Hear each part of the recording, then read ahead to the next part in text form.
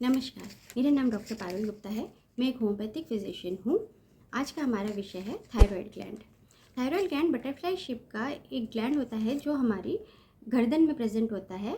ये हमारे मेटाबॉलिज्म को कंट्रोल करता है। मेटाबॉलिज्म वह प्रक्रिया है जिसमें हमारा शरीर भोजन को ऊर्जा में बदलता है ताकि हम सांस ले सकें, चल फिर सकें, जीवित रह सकें। मेटाबॉलिज्म एक जॉइंट इफेक्ट है हमारे hypothalamus of brain, anterior pituitary gland of brain, thyroid gland and iodine levels of the body. हमें दो तरह का थायराइड देखने को मिलता है। टाइप 1 जिसमें कि हमारी thyroid hormone T3 and T4 normal permitted range से बढ़ जाते हैं। इसको हम हाइपरथायरॉयडिज्म कहते हैं, यानी कि पतला होने वाला थायराइड। दूसरा होता है टाइप 2 होता है T3 T4 जिसमें घट जाते हैं। इसको हम हाइपोथायरॉयडिज्म कहते हैं, यानी मोटे होने वाला थायराइडिज्म। इसमें हमारा मेटाबॉलिज्म बिल्कुल डिक्रीज हो जाता है। हमारी पूरी बॉडी के सारे बॉडी फंक्शन स्लो डाउन हो जाते हैं। इसका इफेक्ट हमारी पूरी बॉडी पे आता है। हम माइंड से शुरू करते हैं। माइंड में हमें एंग्जाइटी, डिप्रेशन, मूड स्विंग, याददाश्त कम होना, चिड़चिड़ापन आदि के सिम्टम्स देखने को मिलते हैं। हमारी स्किन रूखी, खुरदुरी, सूखी और हमें ठंड बहुत ज़्यादा लगती है। नेल्स हमारे कमज़ोर व टूटने लगते हैं। बालों पे इफ़ेक्ट आता है। बाल पतले, घुंघराले, टूटने लगते हैं, कम हो जाते हैं, यहाँ तक कि गंजापन भी देखने को मिलता है। दिल में ये हार्ट रेट को कम कर देगा, थकान महसूस होगी। It effects are respiratory rate जो डिक्रीज़ हो जाएगा।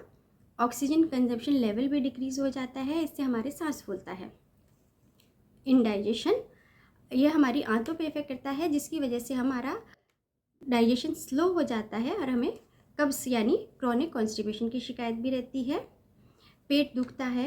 मेन एक रेड लाइन सिम्टम हमें इसमें देखने को मिलता है जिस unexplained weight gain with low appetite और नो एपिटाइट, यानी कि बिना भूख के भी वजन बढ़ते चले जाना। फीमेल्स में हमें इफेक्ट देखने को मिलता है, चाहे इनके पीरियड्स या तो हैवी इरेगुलर हो जाएंगे या आएंगे ही नहीं। फीमेल्स में बांझपन देखने को मिलता है, मल्टीपल अबॉर्शंस, और जो बेबीज़ बॉर्न होते हैं वो दिमागी व शारीरिक रूप से कमज़ोर पैदा हो सकते हैं।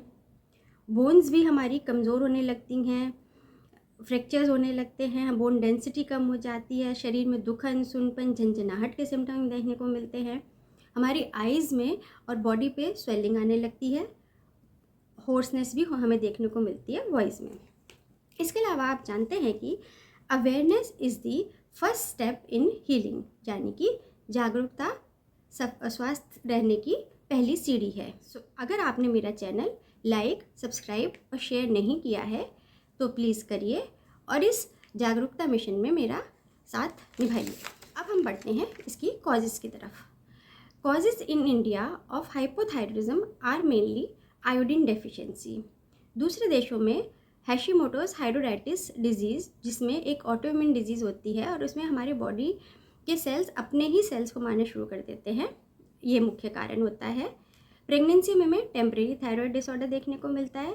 Next, it could be by birth, by certain medication, some surgery, lithium treatment, some pituitary disorders. आपने गॉइटर का नाम सुना होगा। गॉइटर वह डिजीज़ है जिसमें हमारे T3 T4 लेवल्स कम हो जाते हैं और फिर हमारे थायराइड ग्लैंड को बहुत ज़्यादा काम करना पड़ता है, उसमें स्वेलिंग आ जाती है। अब हम इसकी प्रिकॉशंस देखते हैं क्या है। टू प्रिवेंट थायराइड डिसफंक्शन हमें गोइट्रोजेनिक फूड को अवॉइड करना चाहिए।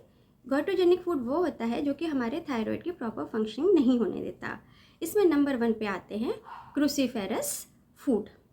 फूलों के ऊपर हमें क्रॉस शेप देखने को मिलती है, उनको हम क्रूसीफेरस कहते हैं, जैसे कि फूल गोभी, पत्ता गोभी, टर्निप, रेडिश, ब्रोकली। अगर हमें ये खाने भी हैं तो हमें बहुत कम मात्रा में इन्हें खाना चाहिए। इनको प्रॉपरली कुक करके खाना चाहिए। एंड स्टफ़ पराठास को जनरली अवॉइड ही करना चाहिए क्योंकि उसमें हमारा भोजन सही से पक नहीं पाता।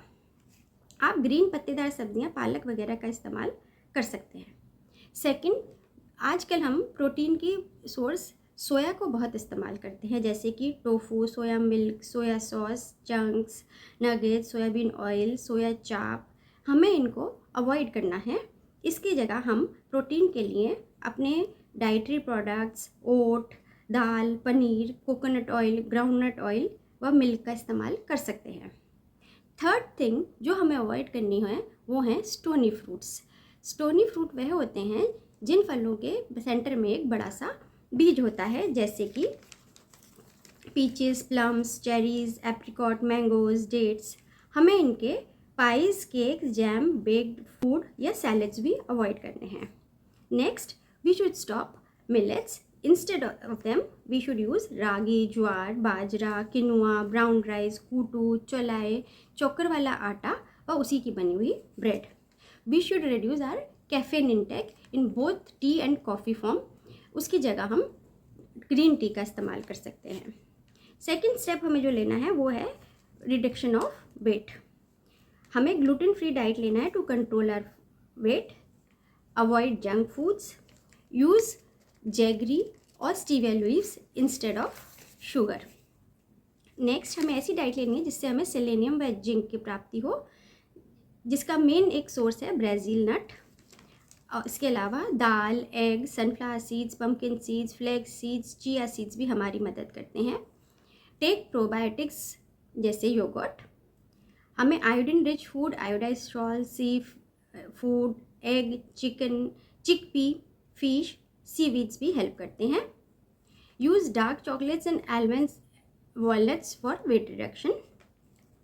Try to maintain your vitamin D, B12, magnesium levels by taking supplements. Avoid stress. अगर आपको इसमें किसी तरह के सिम्टम महसूस होते हैं तो please consult some physician for physical examination. आपके ब्लड टेस्ट भी कराए जाएंगे, T3, T4, TSH and antibodies, क्योंकि थायराइड का रिस्क बहुत सीवियर होते हैं। It can lead to severe anaemia, cancer, etcetera many more diseases. हमें ऐसी मेडिसिन स्टार्ट करनी होगी जो हमारे थायरॉक्सिन लेवल्स को मैनेज कर दे। इसके अलावा आप ट्रीटमेंट व डाउट के लिए मुझे भी कांटेक्ट कर सकते हैं। नमस्कार।